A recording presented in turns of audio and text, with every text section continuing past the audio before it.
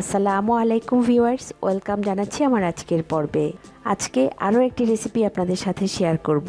আমার আজকের রেসিপি মশলাদার পরোটা, যেটা বানাতে আমাদের আটা বা ময়দার কোনো ডো করতে হবে না এবং পরোটাগুলো বানাতে বেলে নেওয়ারও কোনো প্রয়োজন হবে না। আজকের পরোটাগুলো আমি লিকুইড ডো দিয়ে বানাবো এবং সেই সাথে একটা ইয়োগার্ট সস বানাবো, যেটা এই পরোটাগুলো দিয়ে খেতে ভীষণ মজা হবে। তাহলে চলুন দেখে নেই আজকের রেসিপিটি করতে আমাদের কি কি লাগছে। বড় একটা মিক্সিং বোলে নিয়ে নিচ্ছি আটা। আজকের পরোটাগুলো আমি আটা দিয়ে বানাবো। আপনারা চাইলে ময়দা অথবা ময়দা এবং আটা মিশিয়েও বানাতে পারেন। প্রথমে 1 কাপ আটা দিয়েছি, পরে আরও আধা কাপ দিয়েছি। আমি এখানে 1.5 কাপ আটা নিয়েছি।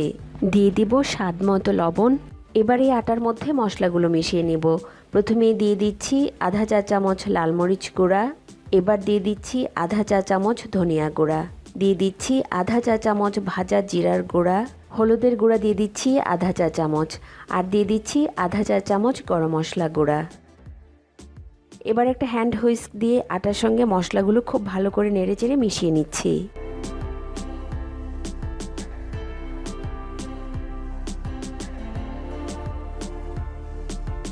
এবার দিয়ে দিচ্ছি মিহি কুচি করে কাটা 2টা কাঁচামরিচ। এবার দিয়ে দিচ্ছি মিহি কুচি করে কাটা রসুন, এখানে 1 টেবিল চামচ রসুন দিচ্ছি। এবার দিয়ে দিচ্ছি ধনিয়া পাতা কুচি 2 টেবিল চামচ। এবার ঘরে থাকা স্বাভাবিক তাপমাত্রার পানি দিয়ে একটা ডো করে নিতে হবে। এখানে আমি 1.5 কাপ আটা নিয়েছি। 1.5 কাপ আটার সঙ্গে আমাদের পানি লাগবে 1.5 কাপ। প্রথমে আমি 1 কাপ পানি দিয়ে ডোটা মাখিয়ে নিচ্ছি। একবারে কিন্তু পানিটুকু দিব না, প্রথমে 1 কাপ পানি দিয়ে আটাটা খুব ভালো করে মাখিয়ে নিব। একবারে পানিটুকু ঢেলে দিলে আটাটা কিন্তু মসৃণ হবে না, কিছুটা দানা দানা হয়ে যাবে। এবার বাকি যে আধা কাপ পানি হাতে ছিল সেই পানিটুকু মিশিয়ে নিব। আর এই আধা কাপ পানি কিন্তু আমি একবারে দিয়ে দিচ্ছি না। আটাটা মাখিয়ে 10 মিনিটের জন্য রেখে দিতে হবে। আটার এই মিশ্রণটা কিন্তু করা হয়ে গেছে। আমি সামান্য একটু পানি রেখে দিয়েছি, কারণ এই ডোটা আমি 10 মিনিটের জন্য রেস্টে রেখে দিব।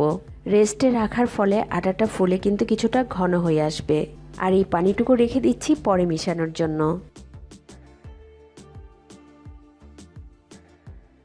এবার এই বাটিটা একটা ঢাকনা দিয়ে ঢেকে 10 মিনিটের জন্য সাইড করে রেখে দিচ্ছি। 10 মিনিট পরে আমার এই আটার মিশ্রণটা কিন্তু হয়ে গিয়েছে। আর এই মিশ্রণটা কিন্তু খুব বেশি ঘনও নয়, আবার খুব বেশি পাতলাও নয়। এবার যে 2 টেবিল চামচের মতো পানি রেখেছিলাম সেই পানিটুকু দিয়ে দিচ্ছি।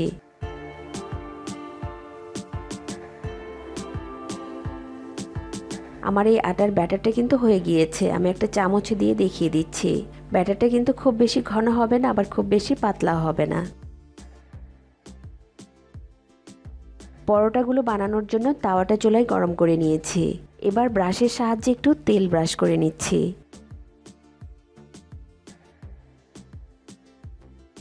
এবার এই গরম তাওয়ার মধ্যে পরিমাণ মতো ডো দিয়ে দিচ্ছি। আমি এখানে বড় একটা গোল চামচ নিয়েছি, 1 চামচ করে দিচ্ছি। ডোটা দিয়ে চামচের নিচ দিয়ে একটু ছড়িয়ে দিচ্ছি। আর এই পরোটাগুলো কিন্তু খুব বেশি পাতলা করা যাবে না, একটু মোটা থাকবে। প্রথমে পরোটাগুলো চুলায় দেওয়ার সময় চুলার আঁচ কিন্তু লোতে থাকবে। পরোটাগুলো দেওয়ার পর 30 থেকে 40 সেকেন্ডের মতো অপেক্ষা করছি। 30 থেকে 40 সেকেন্ড পরে কিন্তু খেয়াল করে দেখবেন উপরটা কিন্তু হয়ে আসছে। এবার আমি পরোটাটা উল্টিয়ে দিচ্ছি। আর এই সময় চুলার আঁচ মিডিয়াম থেকেও কিছুটা কমে রেখে পরোটাগুলো ভেজে নিতে হবে। এই পরোটাগুলোর একটা সুবিধা হলো পরোটাগুলো ভাজতে কিন্তু খুব বেশি তেলের প্রয়োজন হয় না। ব্রাশের সাহায্যে একটু তেল ব্রাশ করে নিচ্ছি। এই পরোটাগুলো কিন্তু নর্মাল রুটির মতো ফুলবে না। নাড়ুনিটা দিয়ে এভাবে চেপে চেপে ধরতে হবে এবং সাইডগুলো প্রেস করতে হবে, এবং কিছু সময় পর পরোটাগুলো ফুলে উঠবে।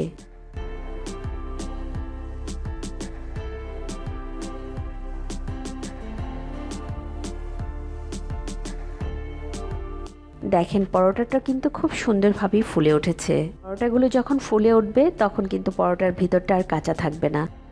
আমার এই পরোটাটা ভাজা হয়ে গিয়েছে, নামিয়ে নিচ্ছি। আর এভাবে করে আমি সবগুলো পরোটা বানিয়ে নিব। কোনো রকমের বেলার কষ্ট ছাড়াই কিন্তু খুব সহজে এই পরোটাগুলো বানিয়ে নেওয়া যায়। আবার চাইলে তেল ছাড়াও কিন্তু এই পরোটাগুলো বানিয়ে নেওয়া যাবে। এবার এই পরোটাগুলো খাওয়ার জন্য আমরা একটা ইয়োগার্ট সস তৈরি করব। একটা বাটির মধ্যে নিয়ে নিচ্ছি পানি ঝরানো টক দই আধা কাপ। এবার এই দইয়ে দিয়ে দিচ্ছি রসুন। এখানে 2 কোয়া রসুন একটা হামানদিস্তায় একটু ছেঁচে নিয়েছি, আমি সেই রসুনটুকুই দিয়ে দিচ্ছি। এখানে বাটা রসুন বা কুচি করে কাটা রসুনও দেয়া যাবে, আবার গার্লিক পাউডারটাও দেয়া যাবে। এবার দিয়ে দিচ্ছি 1/4 চা চামচ সাদা গোলমরিচ গুঁড়া। এবার দিয়ে দিচ্ছি সামান্য একটু লাল মরিচ গুঁড়া। আমি যেহেতু এখানে অল্প করে বানাচ্ছি তাই পরিমাপটা কিন্তু আমি আমার আন্দাজ মতোই দিচ্ছি। এবার দিয়ে দিব স্বাদ মতো লবণ, সাথে দিয়ে দিচ্ছি আধা চা চামচ চিনি, 1/4 চা চামচ দিচ্ছি ভাজা জিরার গুঁড়া, 3-4টা পুদিনা পাতা কুচি করে কেটে নিয়েছি, আমি সেই পুদিনা পাতাটুকুই দিয়ে দিচ্ছি। এবার দিয়ে দিচ্ছি সামান্য একটু ধনেপাতা কুচি, আর দিয়ে দিব 1 চা চামচের মতো লেবুর রস। এবার সব কিছু খুব ভালো করে নেড়েচেড়ে মিশিয়ে নিলেই কিন্তু আমাদের সসটা হয়ে যাবে। এখানে সামান্য একটু অলিভ অয়েল দেওয়া যাবে, আমার কাছে অলিভ অয়েলটা ছিল না তাই আমি দেইনি। আমি এখানে সামান্য একটু দুধ মিশিয়ে নিচ্ছি। যদি সসটাকে একটু বেশি ঘন মনে হয় আমার মতো 1 চা চামচ লিকুইড দুধ দিয়ে দিবেন, তাহলেই হয়ে যাবে। ব্যাস, আমার কিন্তু ইয়োগার্ট সস তৈরি করা হয়ে গিয়েছে। এবার এই সসটুকু অন্য একটা বাটিতে ঢেলে নিচ্ছি, আর ওপরে ছড়িয়ে দিচ্ছি সামান্য একটু লাল মরিচ গুঁড়া দেখতে ভালো লাগার জন্য।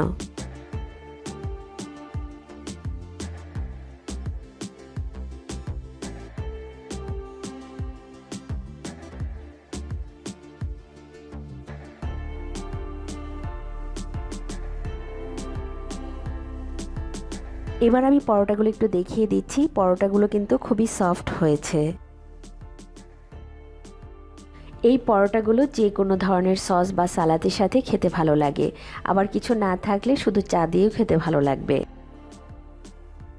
খুব সহজে এই নরম পরোটাগুলো বানাতে কোনো ডো বা বেলে নেওয়া ছাড়াই বানানো যাবে। সকালের নাস্তা বা বাচ্চাদের টিফিনে দেয়া যাবে। আশা করি আজকের এই সহজ রেসিপিটি ভালো লেগেছে।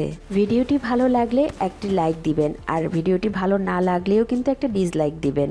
কমেন্টের মাধ্যমেও আপনাদের মতামত জানাতে পারেন, এবং চ্যানেলটি সাবস্ক্রাইব করে পাশে থাকা বেল আইকনটি প্রেস করে দিবেন, এতে করে পরবর্তী ভিডিওর নোটিফিকেশন পেয়ে যাবেন।